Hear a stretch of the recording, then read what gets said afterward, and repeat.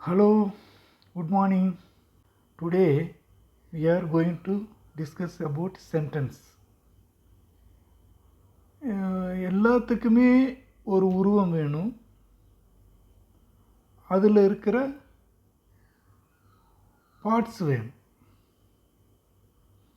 சும்மா போயிட்டு விரலை காட்டுன்னா எந்த விரலுன்னு கேட்பாங்க. விரலுக்கு 5 விரலுக்கும் 5 பேர் இருக்கு. கட்டை விரல், சுட்டு விரல், நடு விரல், மோதிர விரல், சுண்டு விரல்.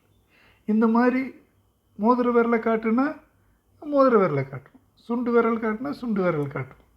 இந்த கைக்கு பேர் வந்துட்டு ரொம்ப எவ்வளோ முக்கியம்ன்றது இப்போ நமக்கு தெரிஞ்சிருச்சு. ஸோ அதனால் இந்த வாக்கியத்துக்குமே ஒரு பேர் இருக்கணும். என்னென்ன வார்த்தைகள் இருக்குது, அந்த ஒவ்வொரு வார்த்தைக்கும் என்ன பேர் இருக்குது. ஸோ அந்த பேரை தெரிஞ்சுக்கிட்டால் தான் நம்ம பின்னாடி படிக்கும்போது அங்கே சப்ஜெக்ட் போடு, அங்கே வெர்பு போடு, இங்கே அட்ஜெக்டிவ் போடு, அங்கே அட்வெர்பு போடு அப்படின்னு நம்மளால் சொல்லி காட்ட முடியும். To develop our knowledge we should know every parts of the sentence. இப்போ இன்றைக்கி அதை தான் பார்க்க போகிறோம். Just see the parts of sentenceல 2 பகுதியாக பிரிச்சிருக்காங்க. First subject. அந்த சப்ஜெக்ட்ன்றது வந்துட்டு நவுன், பெயர் சொல். எது வேணாலும் இருக்கலாம், எந்த பெயர் வேணாலும். இப்போ ஒரு கிங், மதர், ஃபாதர், இதெல்லாம் பெயர் சொற்கள். ராமா, கிருஷ்ணா, இதெல்லாம் பெயர் சொற்கள். இது எது வேணாலும் இருக்கலாம். அதுதான் மெயின். அது வந்துட்டு சப்ஜெக்ட்னு வச்சுக்கிட்டோம்னா தட் இஸ் த சப்ஜெக்ட். அதை பற்றி தான் பேச போகிறோம்.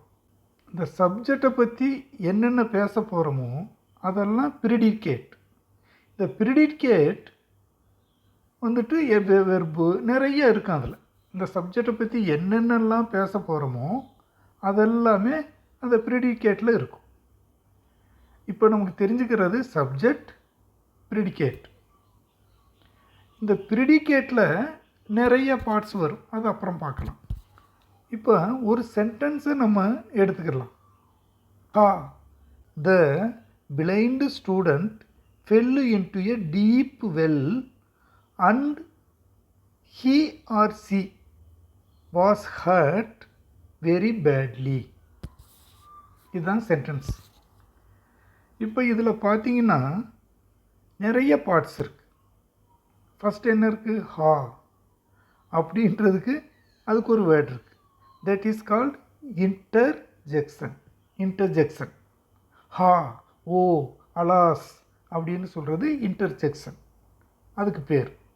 ஆச்சரியமாக சொல்கிறது, இல்லை ஒரு அனுதாபத்தில் சொல்கிறது, அந்த மாதிரி வரதெல்லாம் இன்டர்ஜெக்ஷன்.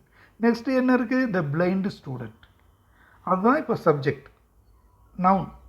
பிளைண்ட் ஸ்டூடெண்ட்னா ஒரு கண்ணு தெரியாத ஒரு பையனும் ஒரு பொண்ணும், பிளைண்ட் ஸ்டூடெண்ட். அப்புறம் என்ன? Fell into a deep well. Fell into a deep well, கிணறு.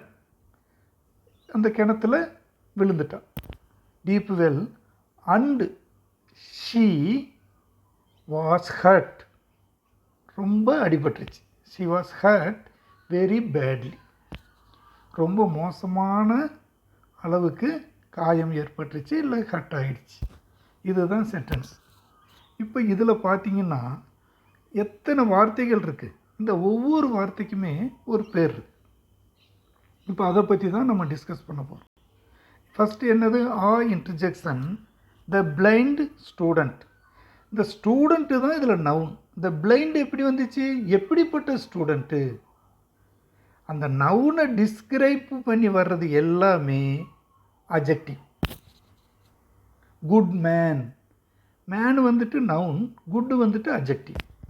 அந்த நவுனை பற்றி என்னென்ன வார்த்தைகள் வருதோ டிஸ்கிரைப் பண்ணுறதுக்கு, நல்லவன், கெட்டவன், மோசமானவன், பணக்காரன்,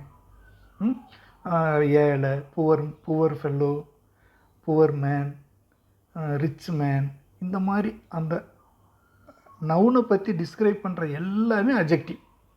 இதை நீங்கள் மைண்டில் வச்சுக்கிட்டால் போதும். நவுனை பற்றி டிஸ்கிரைப் பண்ணால் அதுக்கு பேர் அட்ஜெக்டிவ். ஓகே, அட்ஜெக்டிவ் தெரிஞ்சிருச்சு, நவுன் தெரிஞ்சிருச்சு. ஸ்டூடெண்ட் வந்துட்டு நமக்கு நவுனு. ஃபெல்லுன்றது வெர்பு, வினைச்சொல். நீங்கள் ஏதாவது ஒருத்தங்களை பார்த்து ஆர்டர் போட்டால் அவங்க அதை செய்கிற மாதிரி இருந்தால் அதுதான் வெர்பு. போ, கோ, கம், வா, உட்கார், சிட், சாப்பிடு, ஈட், ஸ்டடி, படி, இதெல்லாமே ஒருத்தங்களை பார்த்து நம்ம ஆர்டர் போட்டு அவனால் செய்ய முடியும்னா தட் இஸ் கால்டு வெர்ப். ஒருத்தனை பார்த்து வீடு அப்படின்னு சொன்னால் அவனால் என்ன செய்ய முடியும்? ஒன்றும் செய்ய முடியும். ஸோ அது வந்துட்டு நவுன். வீடுன்றது ஒரு பெயர் சொல். ஸோ சிம்பிளாக இப்படி டிஸ்கிரைப் பண்ணிக்கலாம். ஸோ இப்போ வெர்புன்னா என்னன்னு தெரிஞ்சிருச்சு. Next fell into a deep well. இதில் into a deep and well. இன்டுன்றது வந்துட்டு எதை குறிக்குது? A deep well. இதில் இன்டு எ டீப் வெல். இந்த வெல்லுன்றது என்னது? கிணறு. அதான் நவுன், ஒரு ஆப்ஜெக்ட்னு வச்சுக்கலாம். அதை டிஸ்கிரைப் பண்ணுறது என்னது? டீப். Deep well. அப்போ டீப்புன்றது என்னது? ஆல்ரெடி நம்ம பார்த்துருக்கோம். நவுனை வந்துட்டு என்னென்ன வார்த்தைகள்லாம் டிஸ்கிரைப் பண்ணுதோ அது எல்லாமே அட்ஜெக்டிவ். இந்த ஏ இருக்கு இல்லையா, இன்டு ஏ, இந்த ஏ அண்ட் சம், இந்த மூணுமே நம்ம ஆர்டிக்கல்னு சொல்லுவோம்.